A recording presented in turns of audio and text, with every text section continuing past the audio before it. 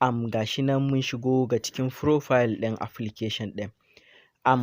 Daga nan shikenan ka huta zaka dinga siyan duk abin da kake so, data, kati, NEPA bill da TV subscription, sai kuma zaka iya duba exam pin ɗinka da kuma mega data, kuma zaka iya yin printing ɗin paper data. Wannan sabon tsari ne da aka shigo da shi, paper data, wanda ba kowa ne ya san da shi ba. Zaka buga shi ne kamar katin waya. Bari mu fara mana tun daga farko. Ga guri na farko, abin da zaka fara yi da farko shine zaka sa musu kuɗi. Daga sama gurin wallet balance ɗin nan da akwai gurin da aka sa plus, shi ake buƙata ka danna, ko kuma ka danna found wallet, wannan kenan, ko kuma ka danna gurin plus ɗin nan. Da ka danna kamar haka zai nuna maka okay account ɗin gashi nan, sun baka ga number account nan wanda zaka dinga sa kuɗi automatically. Automatically kaga akwai Sterling Bank, shine banki na Sterling. Kuma bayan nan ga number account ɗin, ga kuma sunanka wanda na buɗe da shi. Kun ga na buɗe da movie kenan. Kuma wani abin daɗi da application ɗin nan, wani sauƙi da yake da shi, idan ka tashi ka sa kuɗi 1.4% kawai za su ɗauka. Misali idan ka sa 1000, kawai za su ɗau naira 14 ne kwata-kwata. Kaga wannan abu ne mai sauƙi. Kuma bayan nan idan ba za ka yi transfer ba, idan kati ne da kai, za ka danna gurin da aka sa payment method ɗin nan. Da ka danna zai nuna ma, kaga akwai card payment, ga manual payment, ga use code. Bari mu ɗau card payment mu gani misali. Da ka danna card payment, okay, daga ƙasa kuma zaka zo gurin nan na amount, zaka sa kuɗin da kake buƙata ka cire a katin. Okay, misali kamar gashi, bari in sa 1000.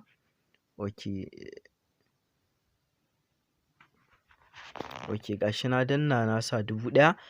Zai kawo ni gurin da zan saka card detail ɗina.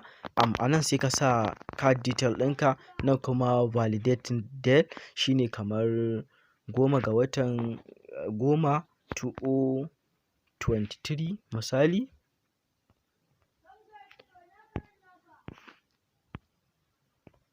Okay, nan sai ka sa CVV number ɗinka, lambobin bayan kati. Da ka rubuta su lambobi guda 3 ne. Okay, kana danna pay now, kana dannawa already zai fara rolling. Za ga ya nuna ma payment successfully. Idan ba ma wannan hanya kake buƙata ba, za ka iya changing payment. Kana danna change.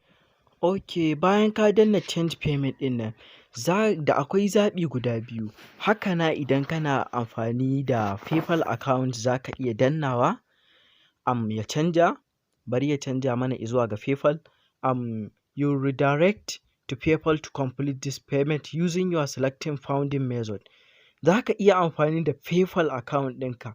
Ka yi amfani da PayPal account ɗinka domin ka turo da kuɗi ta PayPal, ka yi founding a cikin wannan wallet.